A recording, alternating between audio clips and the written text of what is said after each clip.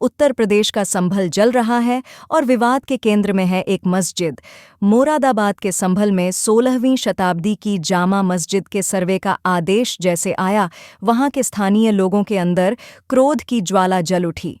इस बाद जो हुआ वह हर अखबार, मीडिया चैनलों की सुर्खियां बन गया। क्रोध की इस आग में पुलिस अधिकारी घायल हुए, कई मौतें और दंगों के बाद आम जनजीवन अस्त व्यस्त हो गया। लेकिन जिस मस्जिद को लेकर इतना बवाल हुआ है, उसका इतिहास क्या है, आइए जानते हैं। बाबर ने बनवाई थी यह मस्जिद। संभल की जामा मस्जिद का निर्माण पहले मुगल सम्राट बाबर के शासनकाल के दौरान 1526 और 1530 के बीच किया गया था। यह उसके संक्षिप्त लेकिन प्रभावशाली शासनकाल के दौरान बनाई गईं 3 प्रमुख मस्जिदों में से एक थी। अन्य 2 पानीपत और अयोध्या में थीं, जिसमें एक अयोध्या वाली मस्जिद अब ध्वस्त हो चुकी है। कैसी दिखती है संभल की यह मस्जिद? ऐतिहासिक रिपोर्टों के अनुसार मस्जिद का निर्माण दिसंबर 1526 में बाबर के विश्वासपात्र सिपाह सालार हिंदू बेग कुचिन की देखरेख में किया गया था। इसकी स्थापत्य शैली उस दौर के विकसित हो रहे मुगल डिज़ाइन को दर्शाती है, जिसमें एक बड़ा चौकोर हॉल और बीच में एक गुंबद है। मस्जिद के अंदर फारसी शिलालेख इसकी मुगल उत्पत्ति की पुष्टि करते हैं।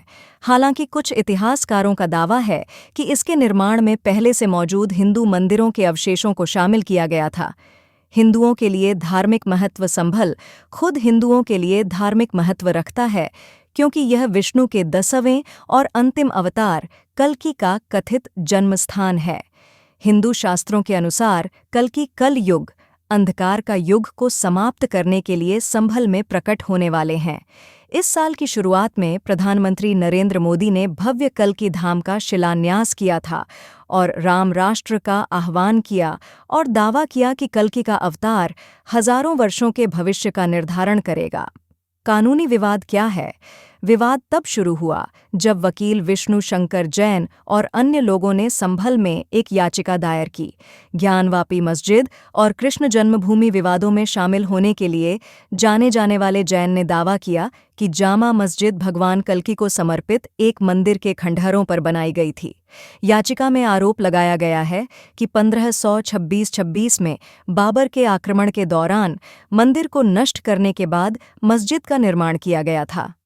याचिकाकर्ताओं का तर्क है कि बाबरनामा और अकबरनामा जैसे ऐतिहासिक ग्रंथ बाबर की ओर से मंदिर के विनाश का दस्तावेजीकरण करते हैं। दलील में दावा किया गया है कि मंदिर का निर्माण ब्रह्मांड की शुरुआत में हिंदू पौराणिक व्यक्ति विश्वकर्मा ने किया था। आरोप है कि बाबर की सेना ने मंदिर को आंशिक रूप से नष्ट कर दिया और इस्लामिक वर्चस्व स्थापित करने के लिए इसे मस्जिद में बदल दिया। याचिका में आगे भारतीय पुरातत्व सर्वेक्षण (ASI) की भी आलोचना की गई है कि वह साइट पर नियंत्रण करने में विफल रहा, क्योंकि यह 1958 के प्राचीन स्मारक और पुरातात्विक स्थल और अवशेष अधिनियम के तहत एक संरक्षित स्मारक है। याचिकाकर्ता हिंदुओं के लिए मस्जिद तक अप्रतिबंधित पहुंच की मांग कर रहे हैं, यह दावा करते हुए कि उनके पूजा के अधिकार का अवैध रूप से खंडन किया जा रहा है। सर्वेक्षण और उसका परिणाम याचिका के जवाब में अदालत ने 19 नवंबर 2024 को मस्जिद के सर्वेक्षण का आदेश दिया था। अधिवक्ता आयुक्त रमेश राघव ने जिला प्रशासन और पुलिस के साथ मिलकर उसी दिन सर्वेक्षण किया। इस त्वरित कार्रवाई की कई वर्गों से आलोचना हुई, जिसमें न्यायिक अधिकार का दुरुपयोग और प्रक्रियागत अनियमितताओं का दावा किया गया। मुस्लिम समुदाय, जिसमें जामा मस्जिद प्रबंधन समिति भी शामिल है, ने सर्वेक्षण का कड़ा विरोध किया। उन्होंने 1991 के पूजा स्थल अधिनियम का हवाला दिया। यह अधिनियम 15 अगस्त 1947 को किसी भी धार्मिक स्थल की स्थिति को बदलने पर रोक लगाता है। संभल से समाजवादी पार्टी के सांसद जियाउर रहमान बरक ने इस कदम की सांप्रदायिक सौहार्द को बिगाड़ने के प्रयास के रूप में निंदा भी की। 24 नवंबर को बढ़ा तनाव। 24 नवंबर को तनाव बढ़ गया क्योंकि दूसरा सर्वेक्षण निर्धारित था। मस्जिद के पास विरोध प्रदर्शन भड़क उठे क्योंकि सैकड़ों स्थानीय लोग बाबरी मस्जिद के विध्वंस की पुनरावृत्ति के डर से सर्वेक्षण का विरोध करने के लिए इकट्ठे हो गए। प्रदर्शन ने देखते ही देखते हिंसक रूप ले लिया है। प्रदर्शनकारियों ने पत्थर फेंके और वाहनों को आग लगा दी। सुरक्षाकर्मियों ने भीड़ को नियंत्रित करने के लिए आंसू गैस और लाठीचार्ज का इस्तेमाल किया। झड़पों में 4 लोग मारे गए और 30 से अधिक पुलिसकर्मी घायल हो गए। कई वाहनों में आग लगा दी गई और मस्जिद के आसपास की संपत्ति को नुकसान पहुंचा। स्थिति बिगड़ते देख इंटरनेट सेवाएं निलंबित कर दी गईं और स्कूलों को 1 दिन के लिए बंद कर दिया गया। मोरादाबाद पुलिस ने कहा कि हिंसा के लिए जिम्मेदार लोगों के खिलाफ कड़ी कानूनी कार्रवाई की जाएगी, जिसमें राष्ट्रीय सुरक्षा अधिनियम (NSA) के तहत आरोप भी शामिल हैं।